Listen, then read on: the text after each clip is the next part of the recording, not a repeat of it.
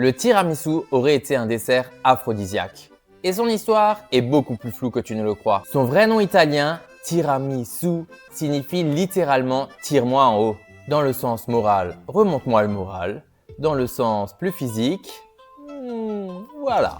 À la base, c'est de l'œuf, du sucre, de la mascarpone, du café froid, un peu d'alcool comme le marsala ou l'amaretto, des biscuits imbibés et un peu de cacao. Les origines sont un peu floues. La première légende, fin XVIe siècle, en Toscane, pour une visite de Cosme III de Médicis à Sienne. Il aurait adoré le dessert et l'aurait ramené à Florence. On dit également que le mascarpone aurait été rajouté plus tard à Trévis. Enfin, la version la plus sulfureuse. À la Renaissance, certaines Vénitiennes offraient un tiramisu à leurs amants, car on le considérait comme aphrodisiaque. Une autre version raconte que des prostituées vénitiennes en mangeaient pour reprendre des forces. En même temps, café, sucre et gras, ça booste.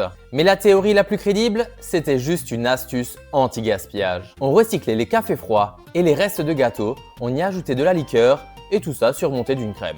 Et aujourd'hui, il y a une trend qui cartonne. Des biscuits imbibés placés à la verticale dans un fromage blanc ou dans un yaourt. On laisse reposer toute la nuit et le lendemain, c'est un tiramisu express. Alors, tu penses quoi du tiramisu? Un dessert royal, un recyclage de café ou un dessert aphrodisiaque? Dis-le moi en commentaire. Allez, ciao!